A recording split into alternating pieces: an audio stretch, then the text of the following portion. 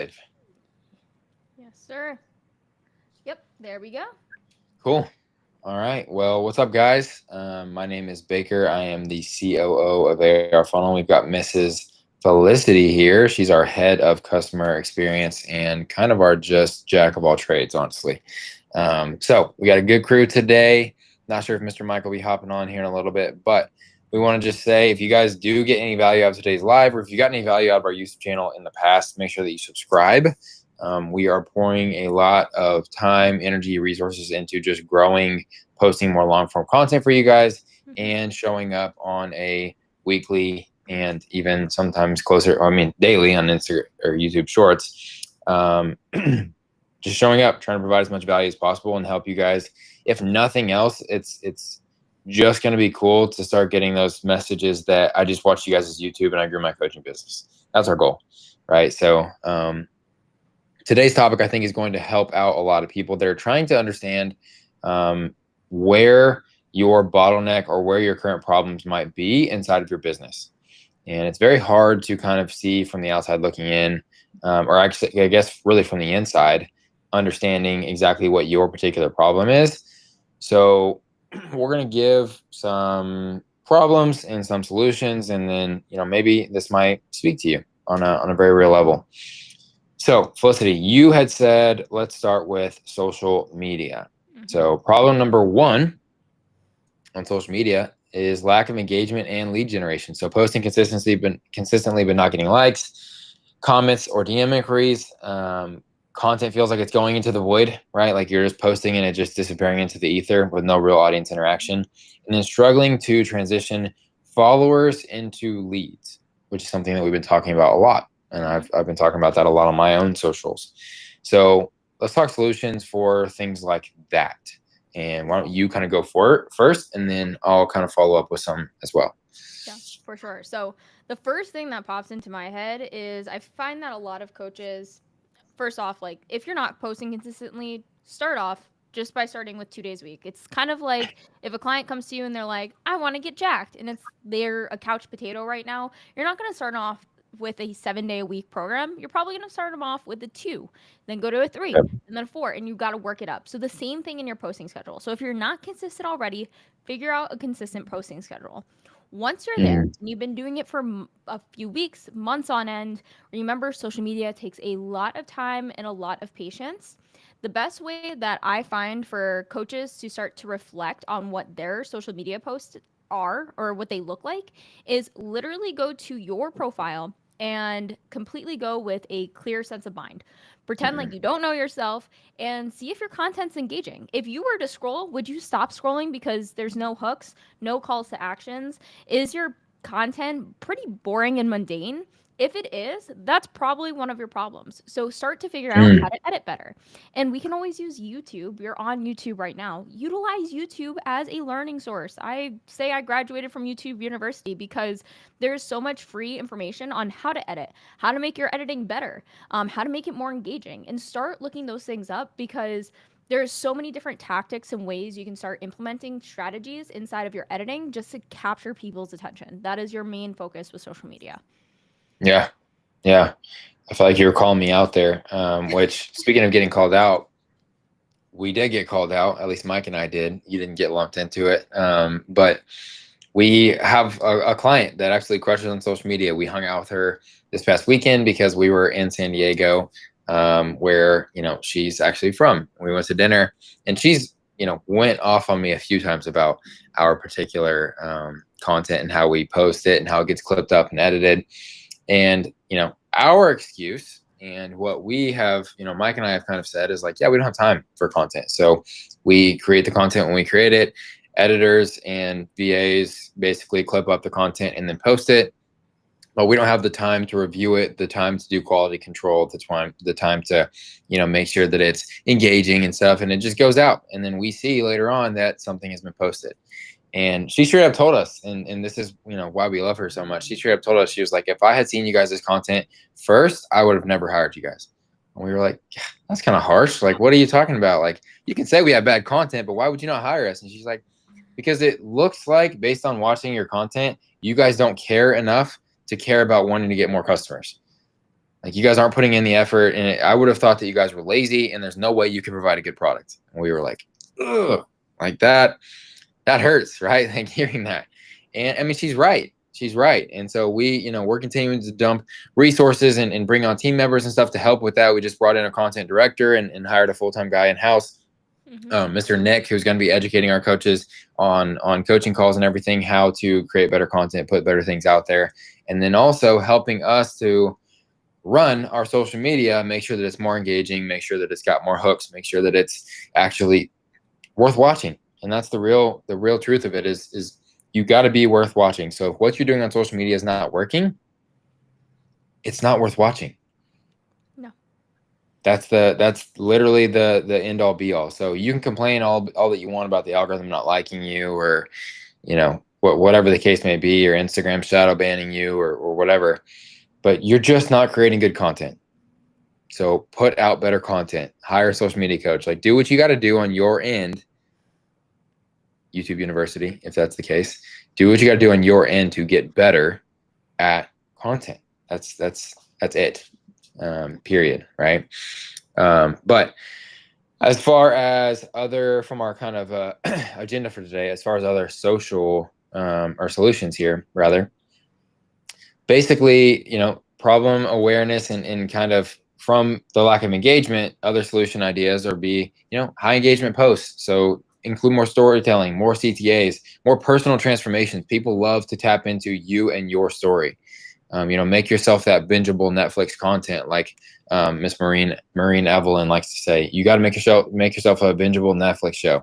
People need to be able to binge and dive into your content. Leverage interactive content.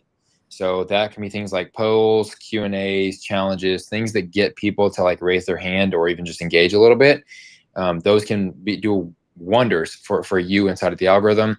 And then DM strategies, right? Sometimes, especially whenever you are going through a season of maybe your content not performing as well, which you're always going to have ups and downs, just like you are in business, just like you are in relationships, just like you are in life in general. Guys, do outbound. If your business isn't where you want it to be, you have no excuse for not pumping out as much content as possible and or doing outbound sales, outbound outreach for a huge chunk of your day. Because if your business isn't where you want it to be, that means you don't have enough business going on, which means you have more time than you're wanting to have time later on when your business grows. So you have that time now, pour that into growth, pour that into outreach, pour that into things, because you're going to learn more by doing DM outreach about their pain points, about what people are struggling with. And that will also help you create higher quality content because you're just going to know your ICA that much better. 100%. All right. Problem 2. This is something that I think a lot of people struggle with, is unclear messaging and branding. So your messaging might be too broad. You're not speaking to a specific pain point. You might be speaking to, fat loss might be your thing, but everyone wants fat loss to a certain extent. So I'm not really talking specifically to anybody.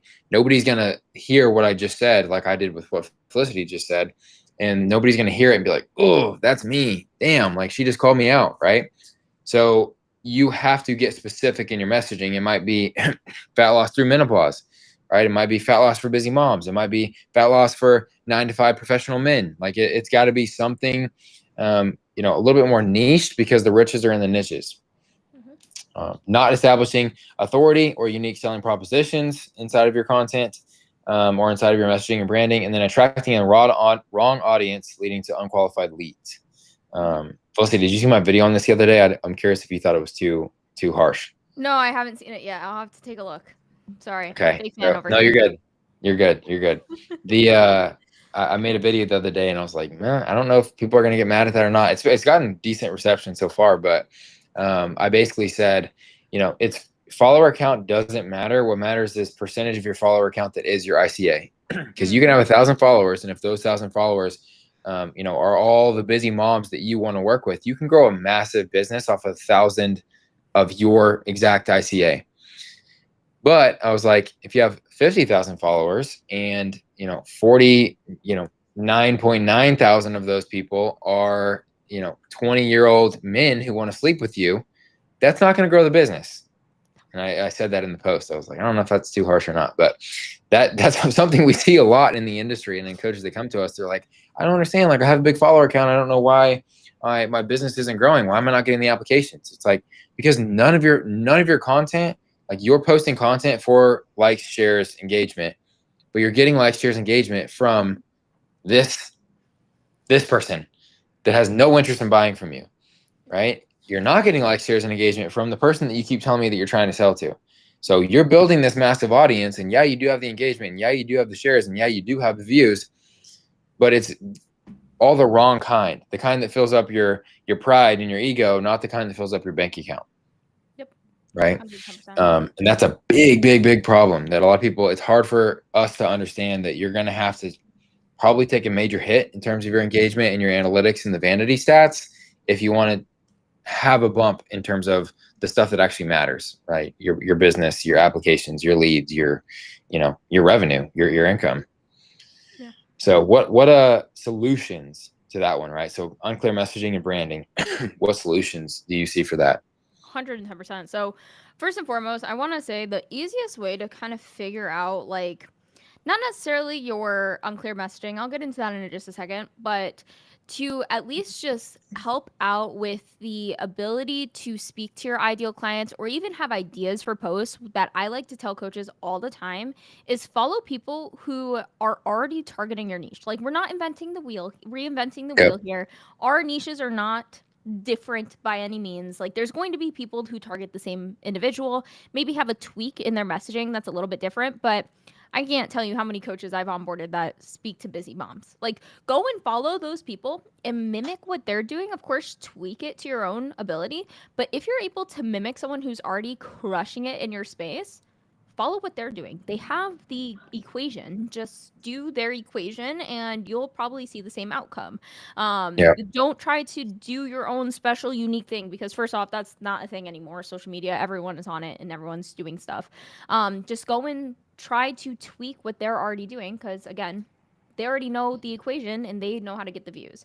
And with that being said, with the unclear messaging and branding problem that we see a lot with coaches, first and foremost, the riches are in the niches, exactly what Baker said, as well as there's another term that you also use where it's if you speak to everybody, you speak to nobody. We actually met someone at the event that we just went to who obviously completely unrelated to fitness coaching. He had a software where he's like, I just work with small businesses. And I was like, is my first question to him was like, do you work with local, online? He goes, both, anybody, honestly. And he was having a problem of like figuring out how to build his software because he was trying to speak and cater to everyone's needs. And I'm like, dude, we gotta niche down here because if you can go vertical in one niche, then you can start going horizontal. And the best way to find that out, I find for coaches, is to actually tailor yourself or tailor your coaching to who you were in the past. All you have Yeah. to be is 10 steps ahead of someone to actually be able to coach them on the thing that you're wanting to coach someone on. Even if it's like, let's say that you're a 32-year-old male and you want to coach 35-year-olds. Even though you're not necessarily in that niche, you're close enough to it and you understand the struggles that they're going through, you're able to then speak to that ideal client. For me, I will not be able to speak to 40 to 60 or 35 to 50-year-old males because I'm a 24-year-old female. And I don't know the struggles of what guys go through around that age bracket. So that would be really silly for me to pick that niche. So choose a niche that's similar to you and then go with that. And then from there, you'll be able to dial deeper and deeper in on your messaging. But as long as you're able to select a few, like if you're able to narrow down going from all fat loss to busy mom fat loss. All right. And then you could say busy moms who have 2 kids trying to lose weight or gain muscle or look toned. You'll be able to dial that down deeper and deeper as time goes on. But you don't want to go super broad. Sorry, that was a Yeah. little long-winded. No, that's great. That was really great. I was just letting you cook. Yeah, so clarity in your niche messaging, right? If you pick your niche, number one, that's the biggest thing, like what Felicity was just telling you about. Pick your niche, then you can go clear on who that person is and how to talk to them. Another kind of, I guess, tip for if you're like, well, I'm an 18-year-old guy or 18-year-old girl, the person I used to be was a 17-year-old guy or girl and they don't have money. Like if you can't do that version yet, then think about like if you do have any clients or any people that you really enjoyed working with thus far, what is their profile? Like who are they? right? 100%. And sometimes polling that person and asking them, they're going to be very flattered if you go and do this, right? But polling that person and saying, like, why did you choose me? Because I want to find 10 more of you. So like, what brought you to me? And they're going to tell you, well, I was, you said this and that really spoke to me, or I like how you approach this, or what. And ask them, like, where do you hang out? What podcasts do you listen to? What books do you read? What events and stuff do you go into? Like, what are some of your hobbies? Start to learn the ins and outs of that person and who you are thinking about targeting. And then if you leverage into that and you go try to get on those podcasts and you start to post about those shows or those books, and you start to, do the same hobbies and post about that, organically, you're going to start to draw in more of that person you love working with and more of that specific niche that you're talking about. So that is something that you can do too. If you're like, well, maybe I don't like the old version of me, I don't want to work with that, whatever. Right. So that's another way to figure out your niche. Yeah. Provide a framework. Like if you build yourself a framework on content pillars as well, we talk about this a lot on our coaching calls, but find content pillars that are not necessarily all about your business or your coaching, etc. Your pillars need to be a mix of both professional pillars and then also personal pillars. And you need to make sure that you're creating consistent content in all of these areas to continually round yourself out, both as a professional and as a human being, because that's going to make you more approachable. So for instance, for me, AR is one of my big pillars. I talk a lot about operations within that. I talk a lot about sales within that, right? My fitness is another pillar. So that means, posting the selfies at the gym, or sometimes a workout video or two, or, a talking head while I'm in the gym wearing maybe a tank top. My marriage, one of my pillars, I talk a lot about like goofy things that my wife says, or like different scenarios that we find ourselves in. And the whole marriage thing, I get a ton of engagement on my marriage content. And then also my new one that I'm trying to figure out where that kind of actually loops in is we just got a pup. So we've been posting more like content around my little puppy and what goofy things that she's doing and the trouble that she's getting into. And that's getting a bunch of like dog lovers. And that's the cool thing about a content pillar is you'll start to attract people that only came across you and only wanted to follow you because of this one pillar that they happened to come across on at one point. But now they're engaged in your content. And now when they see my professional stuff, if they have any need for a fitness coach, or like, growing their business as a fitness coach, who are they going to reach out to? They're going to reach out to the guy that they bonded over some sort of crazy dog story on, right? Or if they know somebody that is a fitness coach that's wanting to grow their business, who are they going to push them to? Me, because I seem like an approachable, cool person because I've got this puppy that I post about sometimes. Yeah. So that's the idea with the content pillars. One thing before you continue on that I Yeah. want to bring up that I don't even know if you noticed you did is that he's talking about pillars, and he actually brought up, or Baker, you brought up that another pillar that you just added.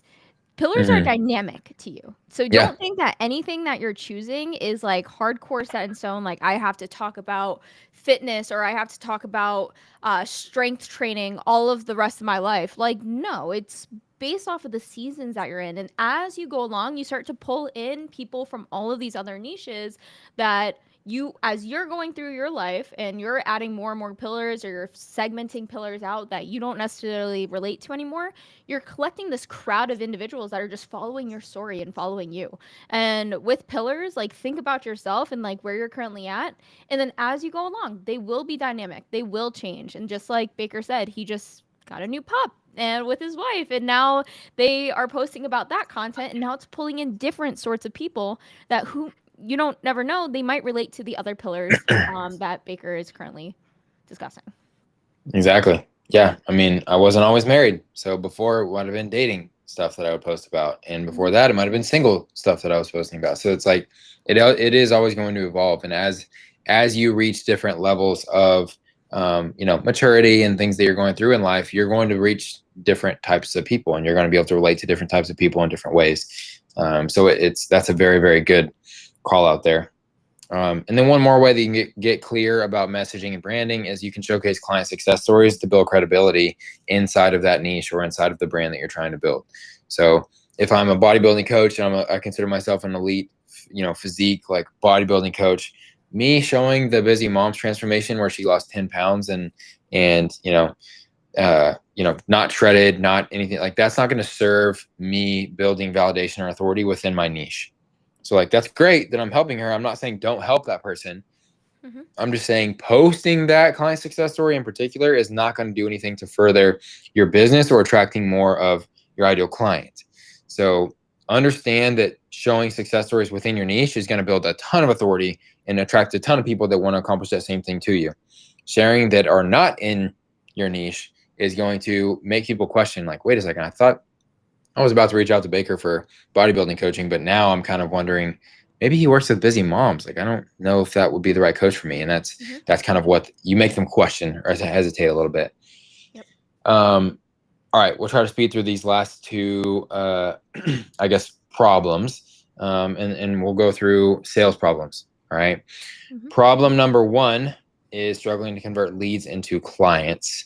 What are, Felicity, a potential solution for that?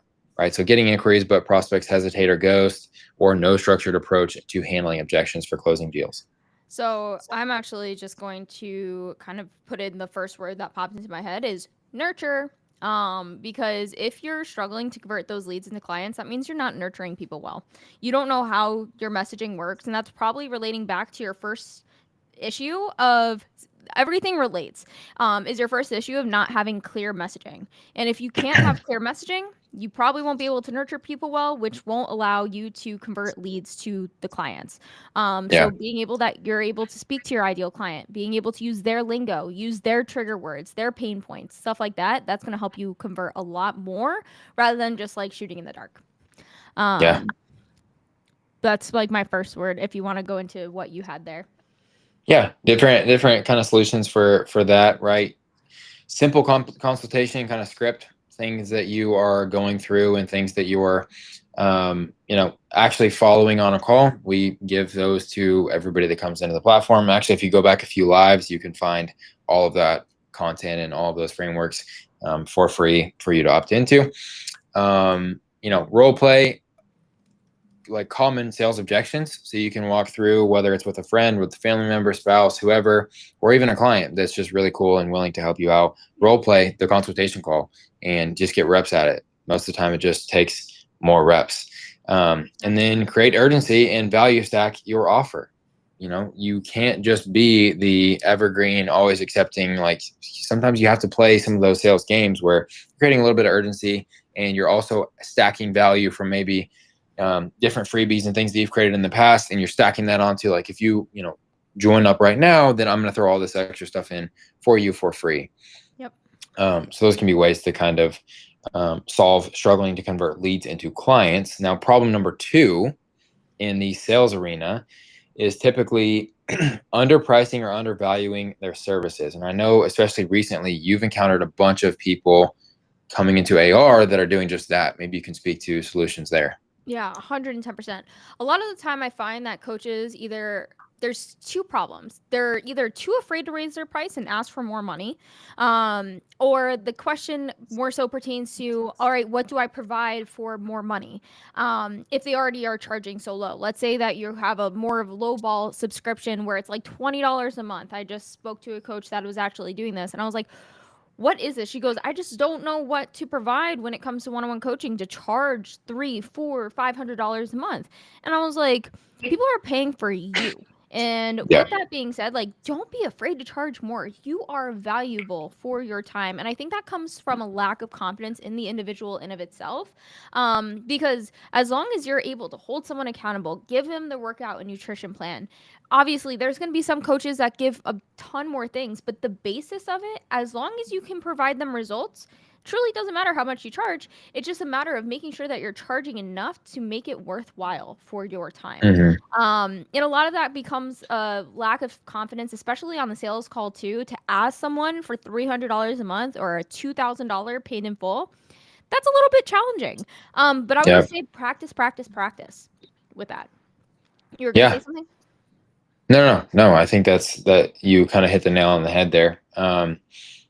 Giving, and sometimes it even helps in groups like ours, right? It helps to just hear that somebody else did something that you're having imposter syndrome around, right? Like we had, I don't know if I should say their name, but we had a coach on the platform that, which actually you weren't on this. You're going to think this is really cool. I'll tell you who it was after, but we had a coach on the platform that had never hit a 10K month.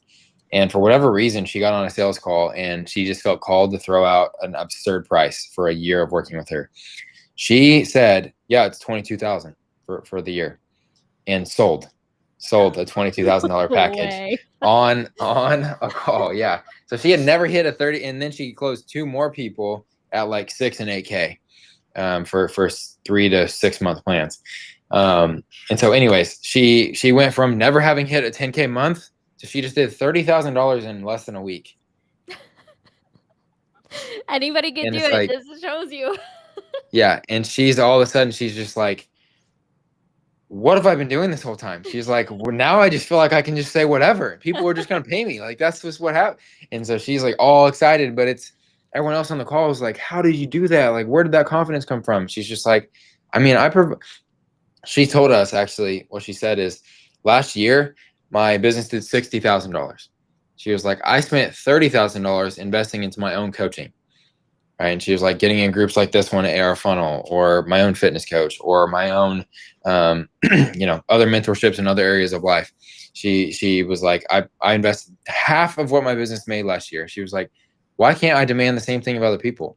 Like, I put my money where my mouth is, and I invest in getting better and growing and all this other stuff. Like, I just felt like it was time for me to get compensated the same way, like how I compensate people so readily. And so anyway, she threw that out. We had another guy that hit his top month ever. He did over 40K this past month. And he was just like, I didn't even know this was possible. Like, I wouldn't have pictured this. I had 12 clients 4 months ago, and we're like, yeah, you have 80 now. This is insane. So really, really cool stuff. But sometimes you just have to get in a room with somebody else that's done the thing that you are having trouble wrapping your brain around it even being possible doing, so that you can see that they're regular human beings, so that you can understand in their mannerisms and stuff. Like, there's nothing magic happening here.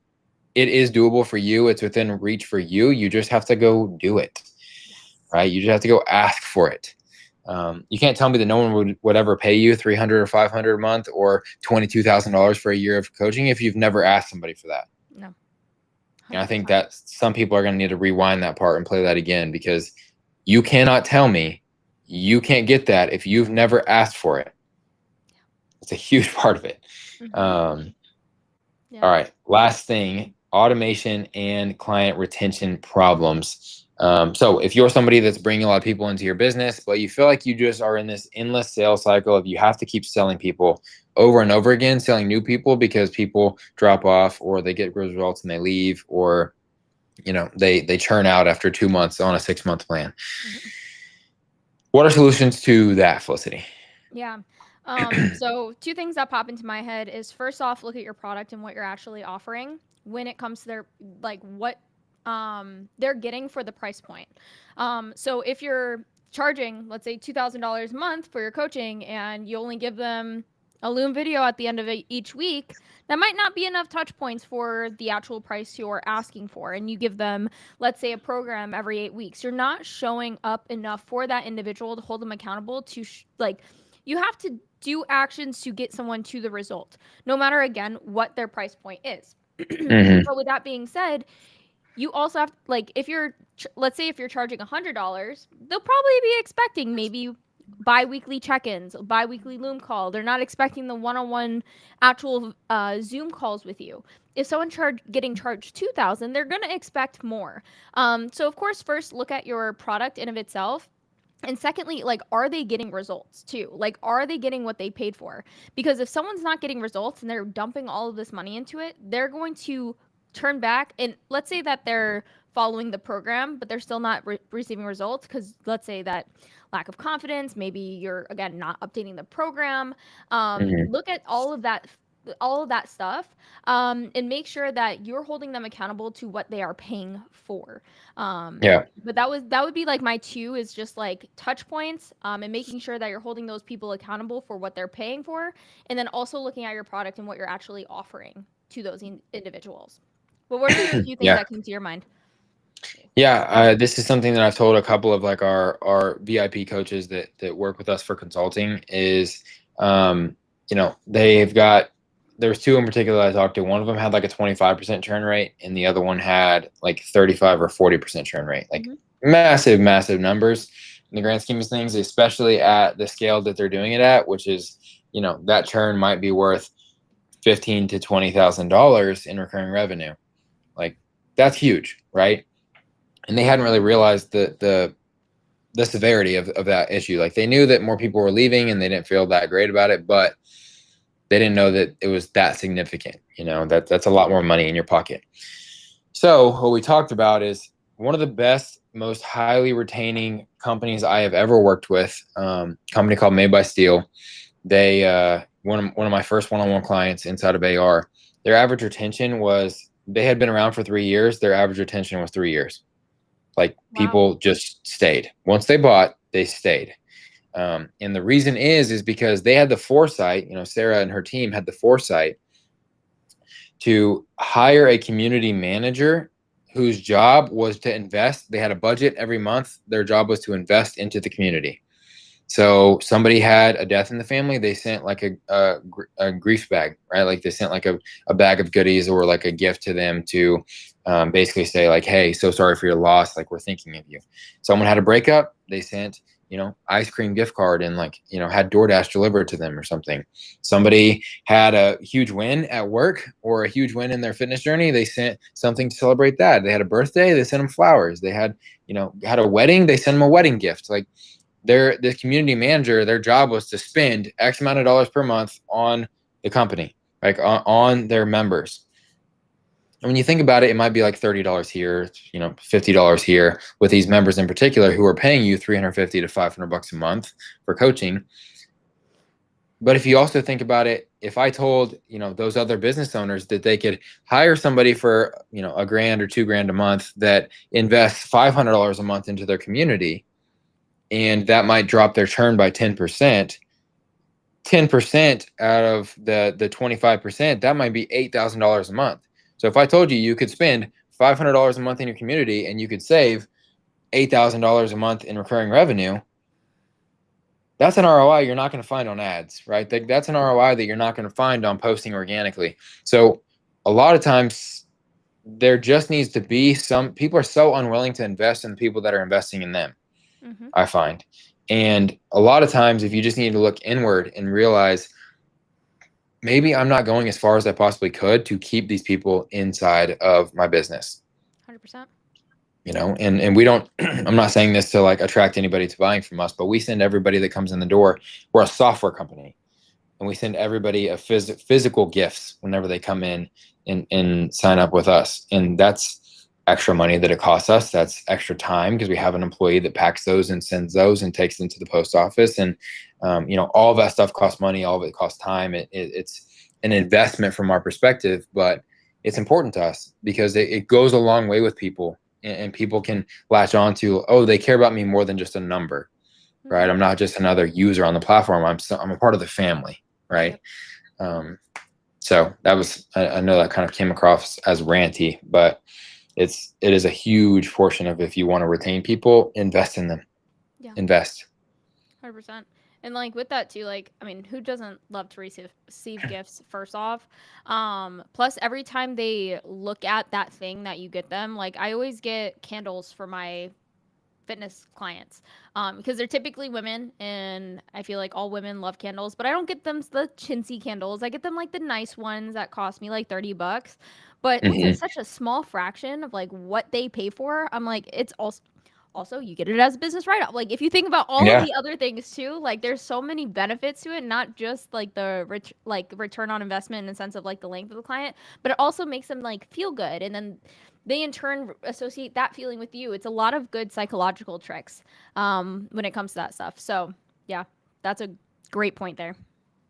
Yeah, absolutely. Love it. All right. Well, I think this is super valuable. Hopefully, if you are listening, if you made it this far with us, whether it's right now live or later on and you're watching this after the fact, hopefully you might have heard something that kind of hit with you, right? Something that you can think about and pursue some of those solutions to see how you can maybe get past it from an outsider's perspective. Or, we're happy to open up a dialogue too if you want to reach out to us in the comments or on social medias. And we're happy to help you out with whatever we possibly can.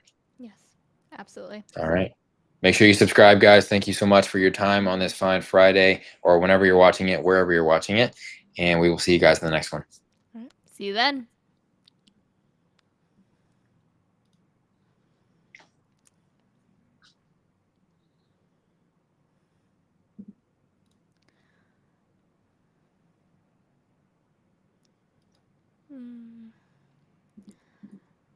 I don't know if it still records or not after lives.